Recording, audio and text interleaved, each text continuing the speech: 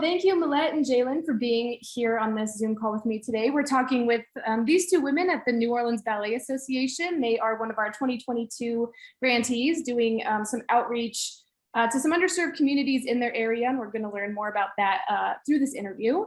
So I'll just jump right in with the first question. Can you tell us briefly about the project that you've received funding for?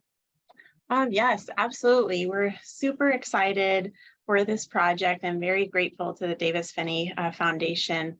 The project is called Championing Movement, and it is a community building and outreach project. And through the project, we're aiming to provide critical support for both underserved groups as well as rural areas in Southeast Louisiana during these really what continues to be very challenging times. I feel like we've definitely made some progress through this pandemic, but it's not over. And I feel like this is like now more than ever a really important time to reach out in whatever ways we can to provide some support and resources for folks dealing with Parkinson's and their families.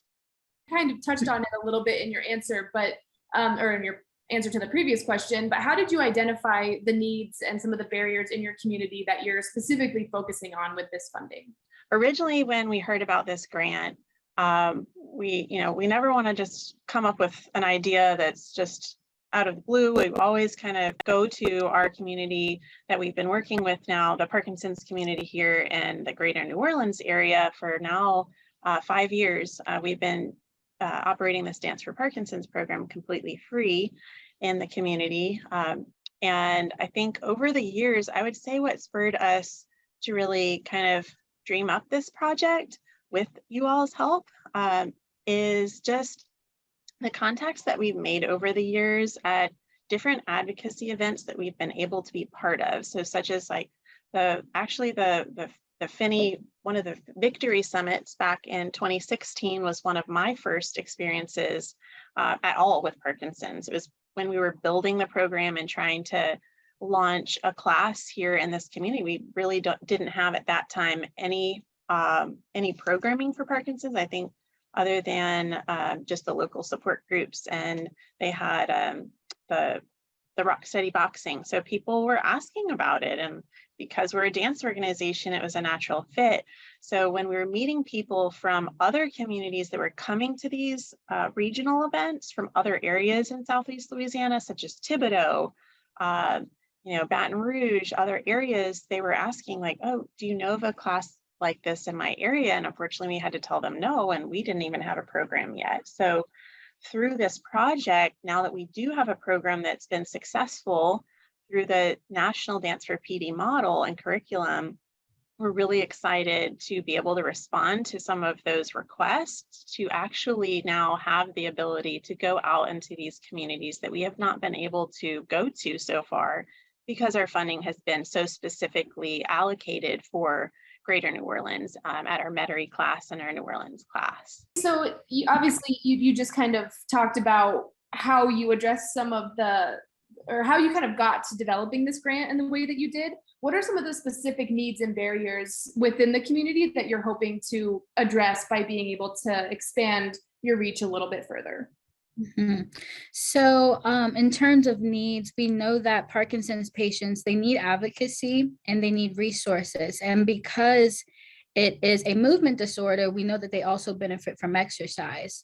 So there's so many, like Ms. Millette said, there's so many geographically and demographically isolated groups across Southeast Louisiana, and they're not receiving the Parkinson's tools and the programs that they need to live well.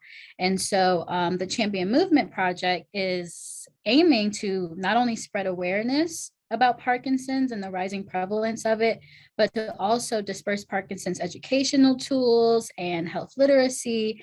And we plan on also sharing our Dance for Parkinson's model of movement to areas that haven't been able to gain access to those tools before and that need that critical support.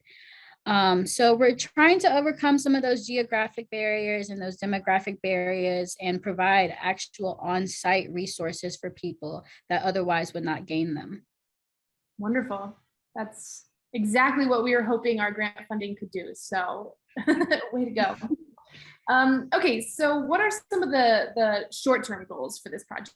So for each one of our workshops, we plan on, like I said, informing Parkinson's communities in the areas that we touch. We want to increase awareness, of course, and knowledge about available Parkinson's resources. We know that, of course, the Davis Phinney Foundation has a ton of resources, and people might just not be aware that those resources are available. So we plan on just kind of dispersing that information and to not only educate, but also encourage people to embrace movement as a crucial form of treatment for the condition as well.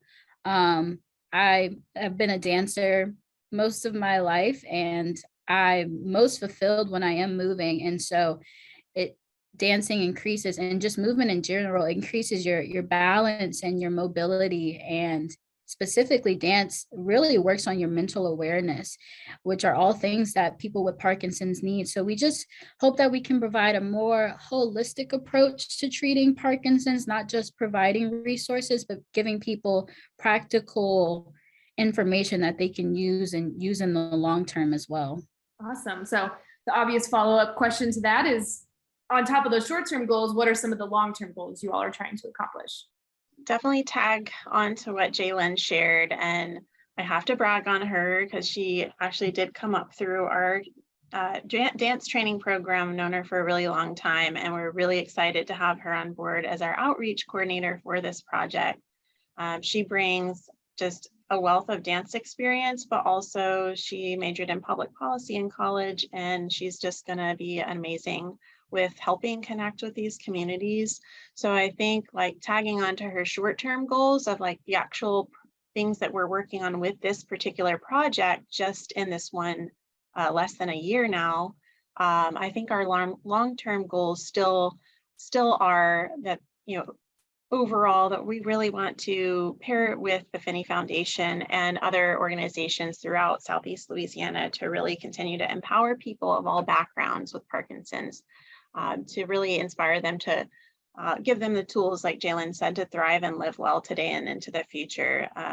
Again, during these times where it's really easy, I feel like, for people to just continue to stay home and be isolated, to really provide opportunities to come back and gather. And even if they're not comfortable gathering, to then provide those virtual resources that are still out there, which are so amazing. I think that's really important, to connect them with virtual resources that the Davis Phinney Foundation provides and other Parkinson's advocacy groups, as well as the program that our teachers are trained in, the Dance for PD curriculum. They continue to provide amazing virtual resources for live classes, pre-recorded classes. So there's just so much to share with folks.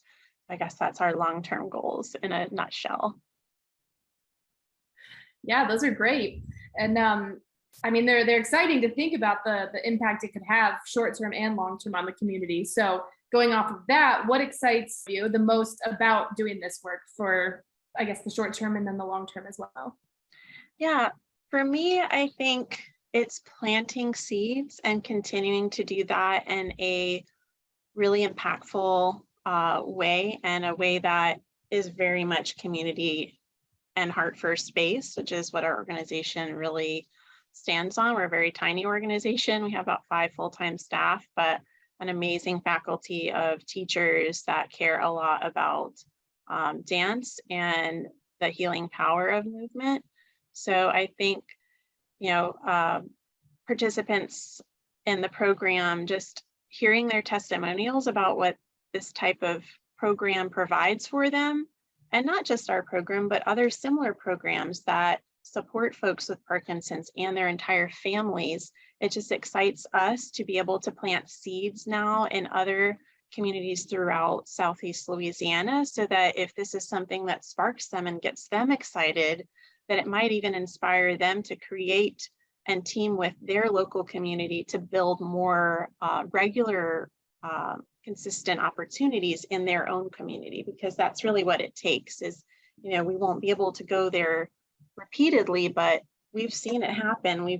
One of our teachers did a sample class in Ruston a few years ago in Dance for Parkinson's, and that community was so inspired that they were able to find someone with a dance background that was passionate enough and wanted to start a chapter of Dance for PD out there as well. So it's just exciting to kind of continue just building that community. I think locally, regionally, and nationally and internationally. For me, as a dancer, I like to say that there's no criteria for dance. There's nothing that you need to bring except for your body, I guess, maybe, or just an arm if that's all you have. And for so long, it's been one of the most empowering experiences that I've had. And I've been able to attend some of the Dance for Parkinson's classes we've had in New Orleans, and it's phenomenal to see the way that people move through their symptoms, and don't let symptoms keep you from dancing. And it kind of silences symptoms sometimes when you're dancing and you're focused on the movement. Everything else goes away. And so there is definitely a healing effect. And I know people are looking for treatment, and it's just so empowering to see that treatment come through dance, of all things. And there are other ways that you can move your body and heal yourself. So it's very empowering. Yeah, that is exciting, even just talking here on Zoom about it. So there's obviously lots of excitement. And then I guess the other thing we like to talk about, even if it's not as fun, is what are some of the challenges that you expect to encounter, reaching groups that have been historically hard to reach, bringing in new people to this healing modality, as you said. What are some challenges that you foresee existing in this project? Yeah, so we know how successful that the Dance for Parkinson's has been, and how, we have people that can speak on behalf of that, but it is difficult to get people to buy into a program and get interested and trust in something that they've never experienced before, or maybe not have seen the immediate effects of it.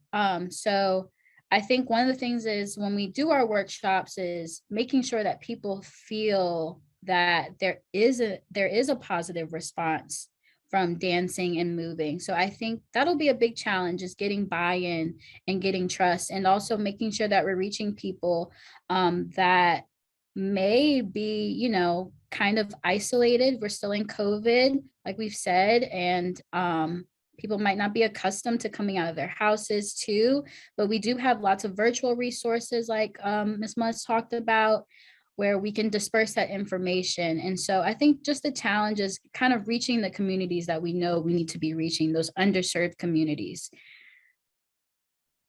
Yeah, I can tag a little bit onto that too. I think one challenge that's always inevitable in community programming is, just like Jalen said, just making sure that if we're connecting with folks, we're also respecting that, some folks might not be interested. That's the bottom line, and that's okay. So we certainly want to make sure we're never going to barge in and force ourselves on any one community. But just to give a little example about some progress we've already made, the local Vietnamese community here in New Orleans East, which is about, it's still technically in the greater New Orleans area, but it's an area we haven't really reached yet. We've been able to connect with the director of the Vietnamese community hub there, and she's really excited about us coming and doing some movement workshop, and also engaging with some of the local health professionals and some of the local folks that she already knows that are affected by Parkinson's. So I think just making sure that we're having conversations and exploring things in ways that, again, like Jalen said, are building trust. So I think that's really important, is that it takes, the challenges are that it takes work. It takes sometimes getting rejected. We may get rejected from some communities we reach out to who just might not be interested, or maybe the particular person in that community we reach out to first may say no. But then I think going beyond that and going to find someone else in that community and trying again, not giving up. I think that we've proven over the years that we don't give up. So we'll continue trying as best we can to go into those communities and have those conversations at a really grassroots level. So I think, yeah, there's definitely challenges there, but we are ready to work. Awesome. Yeah, there's any of these big projects that are trying to change things at a pretty large level, there's always going to be challenges, which we face them too. So, Of course. so now for my last question, why are projects like this so important in the work of building healthy Parkinson's communities, and beyond that, healthy communities in general? Well, I wanted to actually share, if it's okay, as a response to this question, one of our testimonials from our participants, who I was hoping could be on this call, but she wrote in a really beautiful testimonial a while ago, and I won't, share the entire thing, but I mean, she and I had conversations about this project as we were kind of building it and dreaming it up and writing this grant and figuring out what our goals would be, and what our tasks would be, what our steps would be to make this happen, and what we wanted to achieve. And she, we talked about the Phinney Foundation and coming up even with the name. And she basically flat out told me that she would love to see in these classes more people that look like her. She's African American, and she comes to one of our classes weekly. She's very regular. She shared with us a while back a really beautiful testimonial that dancing is power for the person with Parkinson's. It promotes self-determination and living the best life that you can have. And she just really shares that it's a blessing to have agencies like the Davis Phinney Foundation who are interested and willing to help crucial programs like this continue, and initiatives and projects like this actually happen and reach further into underserved communities. And she even shares that she was diagnosed back in 2013. I think she's probably about in her 70s now. And she feels like she's back to where she was before she was diagnosed, while she's participating in the class, that she's during the class intentionally healing, and it's a way for her to get her body to do what her brain is telling it to, and she feels joyful, that it's purposeful movement, and then it's holding back the advancing symptoms of Parkinson's. And then it's joyful. That's something I think we all need right now, is a little joy in our lives, and more connection to folks around us, and support that this disease does not define you, and that you're much more than a diagnosis. What an amazing testimonial. And I like how you had that. She said she would champion the program, and then you have a name of the program, Championing Movement. I like how that all ties together. Yeah. So I guess, those were all the questions that I had set up for this interview, but I wanted to make sure if there's anything you all want to share about the program, about the association, anything that we might have missed touching on, it's kind of an open floor for you to share it with us now. Sure. Yeah, I can, for people who might be curious about, what New Orleans Ballet Association is and what ballet might have to do with Parkinson's, can just share a little bit about our organization. We were founded back in 1969, and we were founded as a presenting organization, which we still present dance companies from around the world, like Alvin Ailey American Dance Theater, Joffrey Ballet, Dance Theater of Harlem. So we have an amazing season coming up even this year. But back in 1992, in partnership with the city, so that was our first community partnership was with the city of New Orleans back in 1992. So over 30 years ago now, we started teaming up with them to provide completely tuition-free dance programming for children. Then post-Katrina, it expanded to senior citizens based on an express need from the city for more programming for seniors. And then, fast forward now, we're in our 5th year of our Dance for Parkinson's program, which was launched thanks to lead sponsorship from the Oscar J. Tolmas Charitable Trust, and then expanded to a Metairie location through some amazing seed funding that we actually received from the Davis Phinney Foundation several years ago to help launch that, and then additional support from Parkinson's Foundation as well. So it's just, we're very much about community and providing resources for folks through movement, through that art of healing movement for folks now as young as 4 years old, through our early childhood programs that we offer all around the New Orleans community at recreation centers and neighborhoods, pockets of New Orleans, all the way through our senior dance fitness and our Dance for Parkinson's program. And I just want to, give my praise too, because NOBA has been one of the most inclusive and adaptable and flexible programs I've ever been with. It's like the way that they can tailor a class specifically for those that are attending it and want to attend it. It's incredible.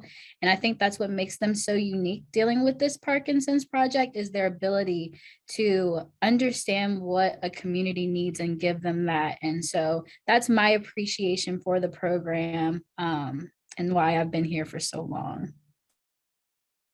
We're very excited to have Jaylin on board. And actually, when we had applied for this project, she was, I don't know, were you back in town yet, Jaylin? I don't know, but it just, when this came up and we received the great news that we received the funding, like Jaylin had started to work with us a little bit, and I was like, it has to be her if she will do it.